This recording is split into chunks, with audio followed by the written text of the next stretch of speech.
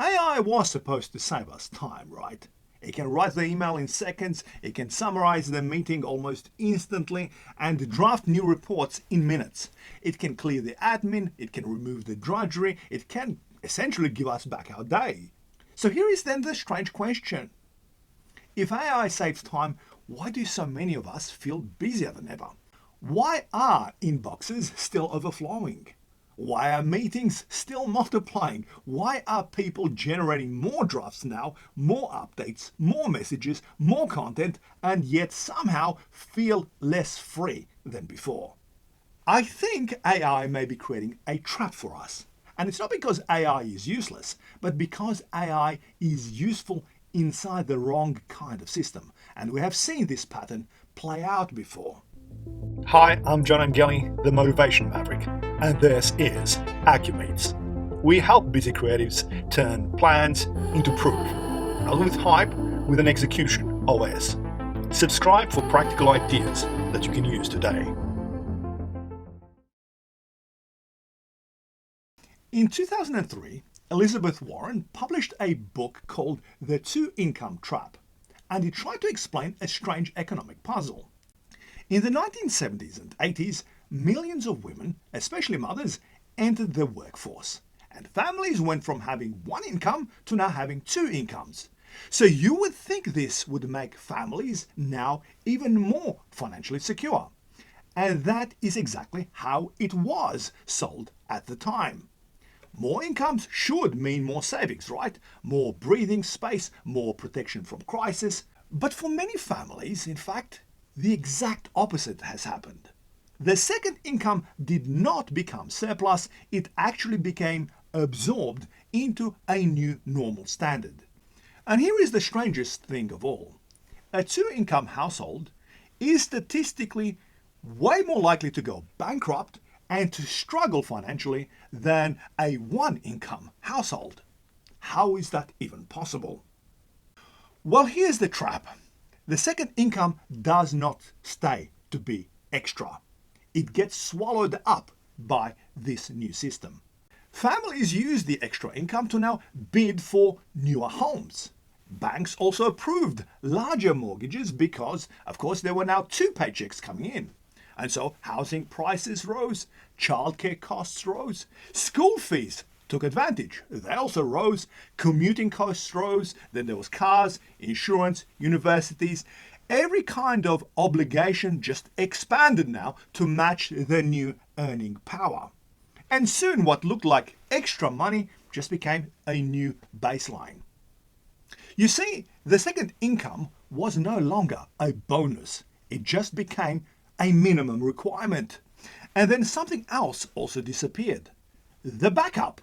In one income household, the parent at home was not only doing unpaid labor, that person was also a reserve capacity. If the working spouse lost their job or became sick, another adult could enter the workforce, and so there was a backup, there was a reserve.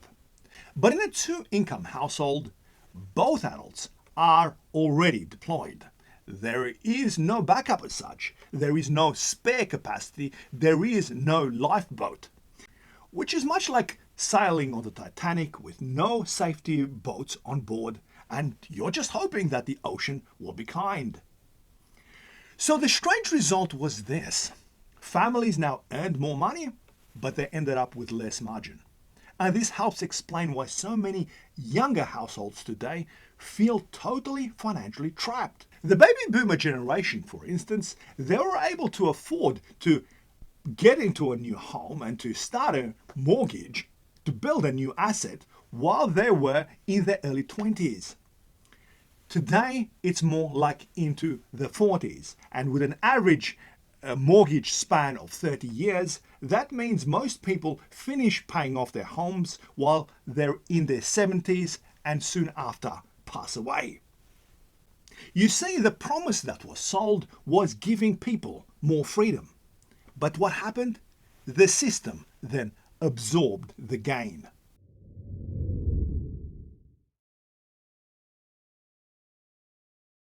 Now, you just want to replace now money with time, because AI gives us something like a second income of time, right? It says, here is another worker, here is another writer, here is another analyst for you, here is another assistant who never sleeps. And at first, this feels like we're having a surplus. Yes, you can write faster, reply faster, summarize faster, research faster, produce much more faster. But then everyone else does the exact same thing, and now the system adapts. And now your boss expects faster turnarounds, your clients expect more output, your colleagues send longer emails because AI wrote them after all, your competitors publish way more, your team now generates way more drafts, more reports, more versions, more of everything. And now instead of saving time, we are processing more work than ever before.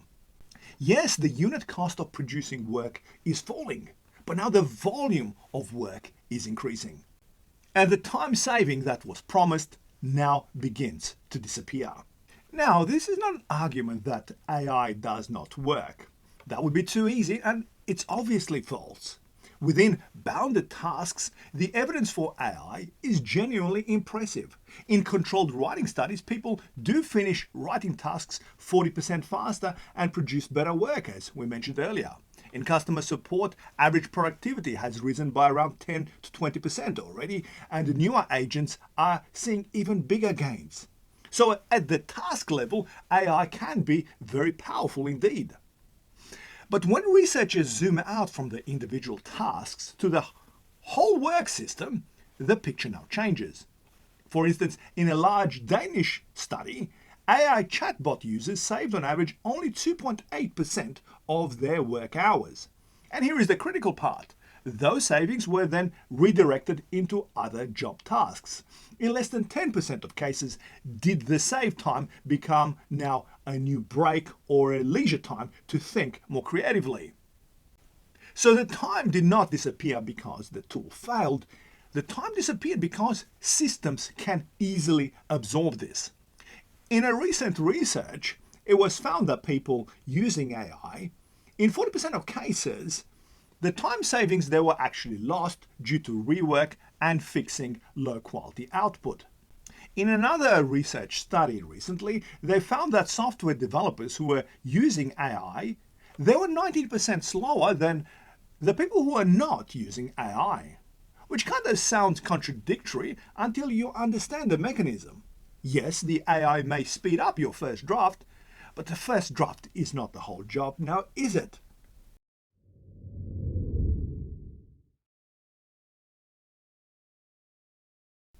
You see, the first mechanism is the throughput, ratchet. When AI makes production easier, more production now becomes the new normal. Just imagine a company where writing a client update used to take 30 minutes, let's say. Now AI helps you draft it in 5 minutes. At first, this feels like 25 minutes that were gained, right? But then you change the standard. Why send one update a week when you can now send 3 updates? Why write a short summary when you can generate a full report? Why prepare one version when you can prepare 5 versions for 5 different audiences, right? The tool has not freed your time after all. It has just raised the acceptable output level. This is like the housing market in the 2-income trap. When every family has more borrowing power, then housing prices rise until the extra income is no longer an advantage. And when every knowledge worker has more production power, then output expectations, these rise until AI is no longer an advantage. It just becomes the new cost of entry. This is why AI can feel like a moving walkway at an airport. Yes, at first it helps you move faster, but if everyone is on the walkway and now the airports get longer and bigger, are you actually closer to the gate, or are you just moving faster through a much larger system?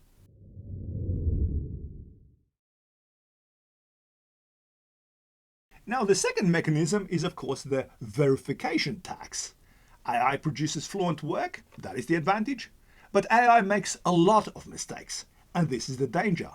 A bad human draft often looks rough. You can see its weaknesses. But a bad AI draft can look very confident. It's clean. It seems complete. It may have invented a new fact. It may have misread the context where it was basing its information upon. It may have overstated the conclusion. It may have produced something that sounds right, but as a whole, it is wrong. So now you have a new job to do. You are no longer only writing, you are also auditing, you are checking, you are correcting, you have to then rewrite, verify, recontextualize, and on and on. The draft arrives early, but the total bill comes in much later. This is especially obvious in software. AI can generate code quite quickly, but code that looks plausible is not the same thing as code that's understood, tested, integrated, and maintainable. A programmer may save time typing, but then they lose more time in having to debug all that. So the work did not vanish, it just moved downstream. That is another hidden cost of the AI time trap. The stopwatch stops too early. It measures the time to generate the answer, but it does not measure the time that's required to trust now the answer.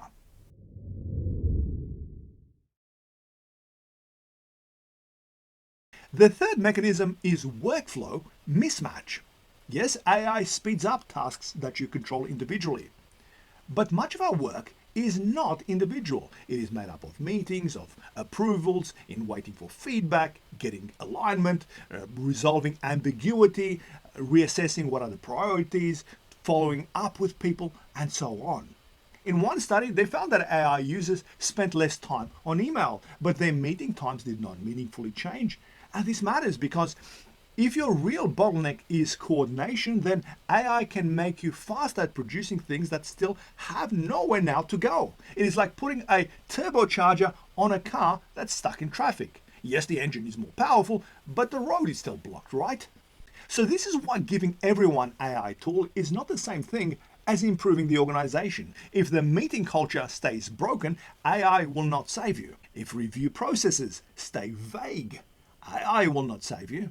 If every decision requires a lot of approvals, then AI will not save you. If inboxes are already overloaded, then faster emails will make the problem even worse. AI accelerates the existing rhythm, but if the rhythm is chaotic, then AI accelerates the chaos.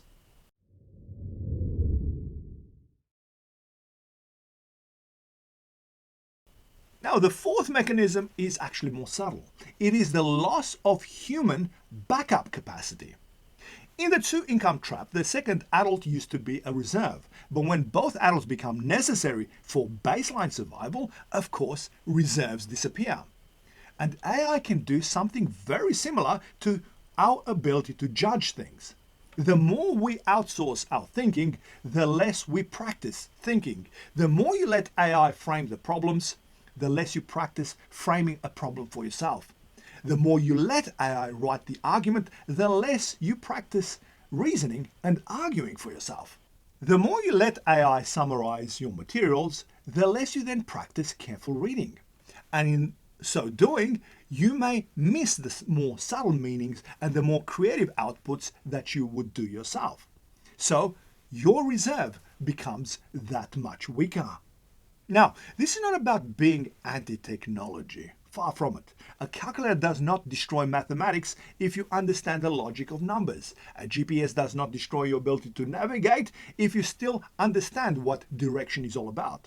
The AI does not need to destroy our thinking if it supports our judgments, if it acts more like a sparring partner, a co-pilot, if it sharpens the mind rather than replaces it. But if AI replaces judgment, then the human faculties will begin to atrophy. You can be lost and you don't even know at that point where to begin to gather back your direction. And this is serious because the hardest cases in life are exactly the cases where AI is the least reliable. They're not reliable in novel situations, in moral ambiguity, in strategic trade-offs. You never want to outsource activities like these to a word calculator. In those moments, you need human intelligence and you need to be wide awake. You need reason, attention, memory, conscience, experience. You need judgment.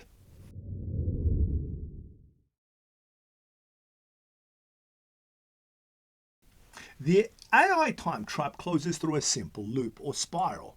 In step 1, AI lowers cost of producing work. In step 2, people produce now more work.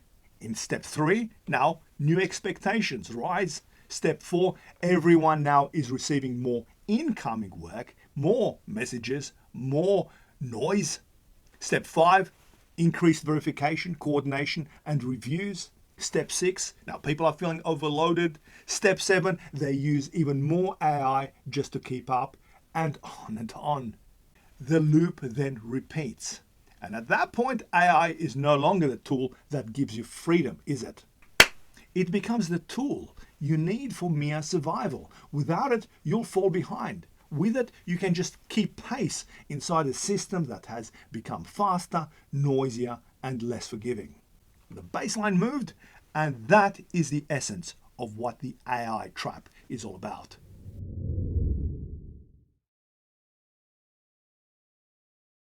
So how can we avoid the AI time trap? Well, this deserves a deeper discussion. And if you are interested in this question, I do cover it in my free 2-day online forum on how to combine artificial intelligence with human intelligence as to create what I call a decade year. That means learning how to accomplish in 1 year using AI what takes most people 10 years or may never happen at all. Now, to register for the free virtual forum, you just need to go to decadeyear.acumeets.com and you'll find there the upcoming dates for the live event. Or you just need to click the link in the description and you will see it. Inside this forum, we will address here the big first principles of artificial intelligence, the big first principles of human intelligence, and how the two can be rightly ordered so we don't fall into the AI time trap. So the question is not whether AI can save time. Of course it can. The question is whether the saved time will remain ours to have. The two-income trap taught us that more income does not automatically create more security financially. And just the same, the AI time trap should teach us the same lesson about what speed is really all about. More speed does not automatically create more freedom, more fulfillment. A tool can help you do your work faster. Yes, of course it can. But only wisdom, only a wiser system can help you to actually be free. And that is the real work that we now have to wrestle with. I hope to see you at the iLeadership Forum where we can discuss these questions properly. Until next time, carpe diem.